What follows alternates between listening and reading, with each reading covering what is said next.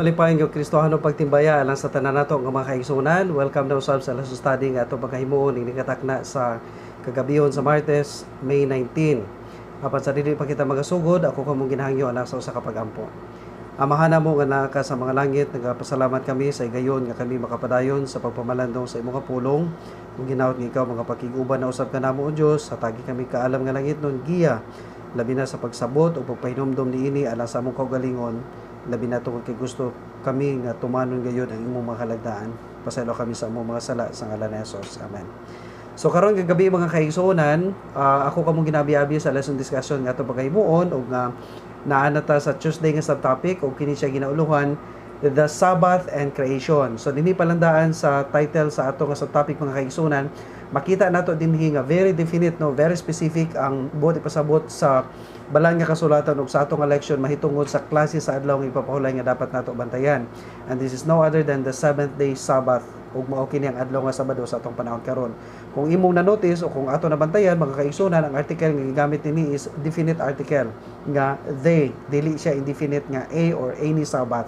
So therefore walay lain nga adlaw nga ipapahulay nga atong ginaiskutan kini kundili mao ang ikaupat nga balaod nga naa dinha sa 10 ka sugo ug mao kini ang adlaw nga balaan nga gusto sa Ginoo ipatuman dili lamang sa pipila ka mga grupo sa mga tawo kundi alang sa tanan.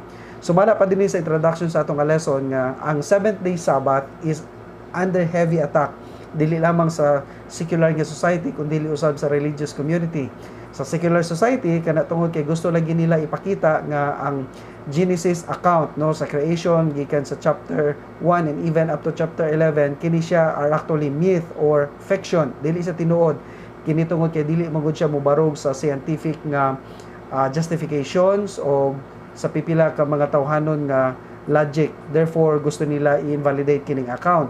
Ug alang usab sa religious community, wala sila nagatuon na nga ang adlaw nga ikapito sa semana nga adlaw nga ipapahulay padayunon gyapon nga tumanon sa mga Kristohano tungod kay number 1 para nila sa diha kuno nga si Kristo niani sa kalibutan ug nagpakamatay natapos na usab ang tanan nga kasuguan ug nga naapil na niini ang adlaw nga ipapahulay. Pero such is not the case, no. Nakita nato mga kaigsunan nga mismo si Kristo nagaingon nga ayaw ko mo paguna-una nga niani ko aron sa pagbungkag sa kasuguan kung dili sa pagtuman niini. Makita usab nato nga usa sa mga pamaagi nga ilang ginatake usab ang adlaw nga ipapahulay mao nga gusto nila pakita nga ang weeks ang mga days, no, nga account dinha sa creation week are actually symbolic ug ato napabarog na usab sa milabay nga gabi nga literal kini nga account mga kaigsuonan. Kay kung symbolic pa kini, lisod kay siya i-connect nimo sa gisulti sa Ginoo dinha sa Exodus 20 verses 8 to 11 that 6 days thou shalt labor, wala siya nagaingon din nga 6,000 years. Gani kung imong balikon ang pagtuon dito sa panahon nga mga katawan sa Israel nagalakaw dinha sa wilderness o sa kamingawan, di ba gipakita sa Ginoo ang balaan sa adlaw nga ipapahulay pinaagi sa pagpaulan og mana unom ka adlaw unya on the 7th day walay mana nga nagaabot. So dili siya mga kaigsunan nga thousands of years ang succession sa mga days nga ginahisgutan dinha kundi 24-hour cycle, literal days o nga sa adlaw nga ikapito buot sa Ginoo nga kita mohimo sa pagpakig communion o pagpakigsimba diha sa adlaw nga iyang gitukod. At the same time, kung imong tanawon mga kaigsunan, very noticeable kini tungod kay sumala pa dinhi sa introduction sa atong lesson. Dunay recent nga papal encyclical on climate change that calls the 7th-day Sabbath the Jewish Sabbath and encourages the world to observe a day of rest to alleviate global warming. Well, kung imong tanawon, very timely yun din, no? Makarelate yun kay ani sa atong panahon karon kana tungod kay di ba ginaingon sa uban nga somehow dunay silver lining ang nahitabo karon nga pandemic sa kalibutan. Labi na dinha sa Manila, dunay daghan nga mga report o mga news article nga atong mabasa o makita nga sa diin ang Manila nga kaniadto is being saturated by smog o kanang smoke o fog. Karon ma-appreciate na kuno nimo ang nindot nga view sa Manila, ang nindot nga mga scenery sa mga neighboring cities o ang bisan pa man gani ang silingan nga mga bukid sa Mount Banahaw o uban pa nga mga kabukiran, makita na nimo tungod kay kini nga smog nga nagkonsel kaniadto sa view nawala na. So ingon nila nga naapoy silver lining, no, kining pag-undang sa mga factory, pag-undang og emit sa mga poisonous gases, ang limitado nga mga sakyanan nga nagabiyahe Well, while it is true mga kaigsunan nga ato ning appreciate og dili po ta gusto mahimong pessimistic niini nga mga development din sa atong environment, pero hinumduman nato nga usahay, dili kay usahay, ginasakyan na kini sa pipila ka mga religious organization just to further their agenda on the Sunday worship nga ilang ginahimo mga kaigsunan. Well, ang rason nila, ang ila lang nga front o ang ilang murag must o pagawas nga ginahimo mga kaigsunan nga this is actually for global warming, no, to alleviate niining pipila ka mga disasters karon nga nakahitabo because of global warming. Pero actually ang ilang intention behind niya na is to hinay-hinay mga kaigsunan ba mo fade away sa una-una sa tao ang pagkabalaan sa adlaw nga ikapito nga kini pwede ra di ay pulihan pinagi sa pag-institute og lahi nga mga adlaw. Unfortunately dito sa mga European countries, no, doon na pipila ka mga kalendar nga sa din ang first day of the week nila is Monday. Bisang diri gani sa Philippines doon na pipila ka mga version sa kalendar nga ato makita nga Monday ang first day of the week, unya Sunday ang seventh day of the week. It's a total reversal mga kaigsunan sa sequence sa creation week nga gihimo dinha sa ato nga Ginoo. Kung imong tanawon mga kaigsunan kanang claim nila nga ang adlaw nga ipapahulay labi na kining encyclical statement, no, sa Pope, ayaw mi ninyo i-misunderstood mga kaigsunan, no, we are not actually attacking any religious entity, kundi ato lang gyud ginapadayag ang pipila ka mga very explicit, very tangible nga mga illustrations o mga recent incident mga kaigsunan may tungod sa fulfillment sa prophecy. Sa din, of course, nasayuta nga maabot ang panahon, nga sa din, usbo ng balaod sa Ginoo, because the issue after all is always the issue of worship. Now, kung imong tanawon, moingon na sila nga, well, ang adlaw nga ikapito magod ang Sabado is a Jewish Sabbath. So nga mutuman man tani ana nga naa naman ta sa panahon ni Jesus, mga Christian Gentiles man kita. Hinumduman nato mga kaigsunan nga kanang magbasa nato dinha sa Mark 2 verses 27 to 28 nga nagaingon, the Sabbath was made for man and not man for the Sabbath. Kanang word nga man dinha mga kaigsunan is gikan sa Griego nga pinulongan anthropos, o kanang word nga anthropos mao diha pod nato ginaderive kanang pulong nga anthropology, the study of men. So ang tawo nga ginahisgutan dinha mga kaigsunan dili siya intended para lang sa Hudiyo kundi for all mankind. So dili gyapon na nato magamit mga kaigsunan nga excuse nga ang adlaw nga ipapahulay is only given for the Jews. Okay? Now, doon ay pipila ka mga text din nga gigamit sa atong Sabbath school lesson, dili na ni nato gyud pud matagad tanan-tanan mga kaigsunan. In fact, sa milabay nga mga semana ang naanda nato mao nga every Tuesday ginaapil na nato ang topic para sa Wednesday.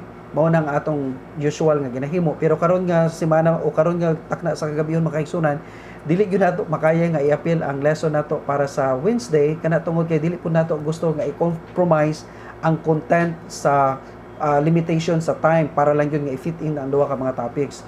Mga nindot ni nga mga topiko, mga major ni nga mga topics, unya at the same time dili pud nato gusto nga i-drag ang panahon nga mo discuss pag yun further kana tungod kay of course ang atong attention span usahay medyo limitado o nga mas maayo nga as much as possible ma-discuss nato ang mensahe ug ang pulong sa Ginoo sa usa ka mubo nga panahon ug nga ang retention niini I believe, no, pinaagi sa tabang sa Ginoo magapabilin. So kung imong tanawon mga kaigsuonan, balik ta sa atong nga lection, doon ay pipila lang ka mga text tingali nga atong i-consider. Halimbawa kanang mabasa din ha sa Revelation 14 verses 6 to 7, di ba? Kung imong basahon din ha mga kaigsuonan, makita nato din ha nga, di ba, doon ay pananawon may tungod sa tulo ka mga manulunda, 3 angels messages, ug ang una nga manulunda, ang first angel, siya gipadala aron nga mo proclaim sa mensahe para lang ba sa mga Hudiyo, para lang ba sa mga Israelhanon, para lang ba sa mga Amerikano? Dili, kundi ang proclamation o ang expansion sa proclamation nga iyang himuon para sa tanan nga mga katawan that dwells upon the earth nga nagapuyo ibabaw sa yuta. Ug ang content niini mga kaigsuonan mao nga ingon pa niya kahadlok kay ang Dios, ihatag kaniya ang himaya kay ang takna sa paghukom iabot na og simbahan siya nga nagabuhat sa mga langit, sa yuta o sa mga kadagatan o sa katubigan.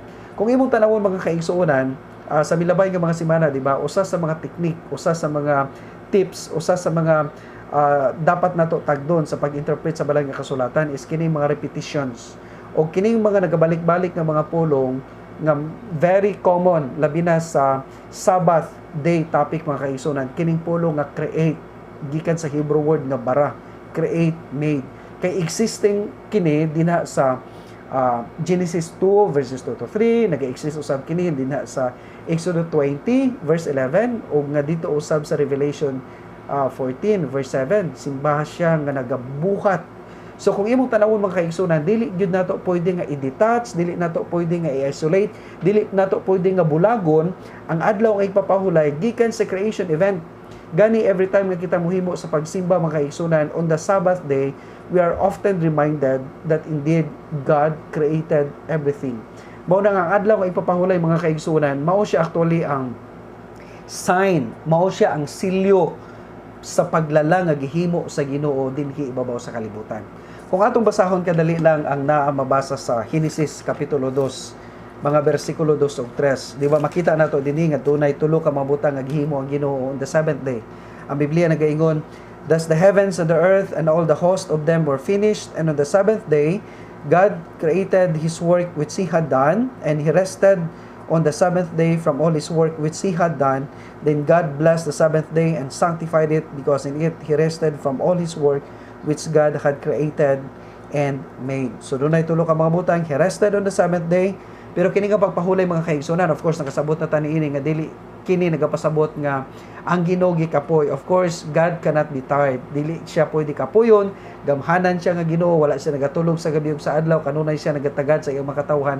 Apan kini nga pagpahulay mga kaigsunan is actually more on celebration, because somehow sa diha nga nakita niya ang iyang gibuhat are good, and eventually he exclaimed, very good. Dapat lang gyud nga mag-celebrate siya.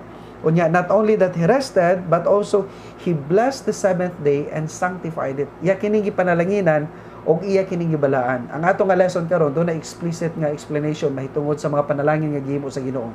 Ang una nga adlaw, ang tanan nga mga binuhat niya ngadto sa ikaunom nga adlaw gipanalanginan ni sa Ginoo, no, ang mga tawo, mga mananap, mga kakahuyan. Apan ang adlaw sa ikapito mao ra gyud ang adlaw nga iyang gipanalanginan. O nga kini nga panalangin mga kaigsuonan, ma-enjoy ni nato, ma-experiensyahan ni nato kung kita muhimo sa pagpakig-commune sa atong Ginoo, makig-fellowship kita usab sa atong isig katawo. And above all, he sanctified it.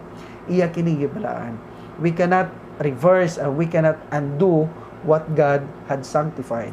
Hinumduman nato mga kaigsuonan, no, nga ang prerogative sa pagbalaan nagagikan lamang gayud sa Ginoo.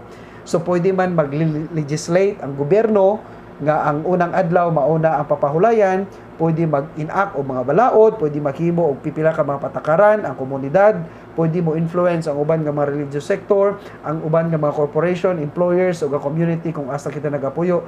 Pwede sila mohimo sa usa ka adlaw nga special, but then they do not have the power and the authority to make that day holy. Kining tanan nagagikan lang gyud gikan sa Ginoo.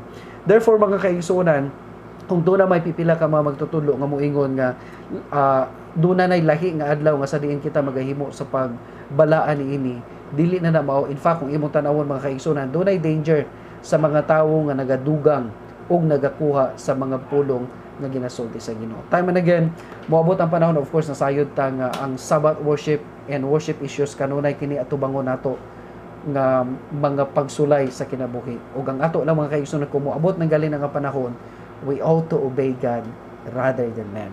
So hinaut nga Ginoo magatabang nato sa pag-keep niini o sa pag-share usab niini ngadto sa uman, because after all we are now drawing nigh to his soon coming, and this is my prayer.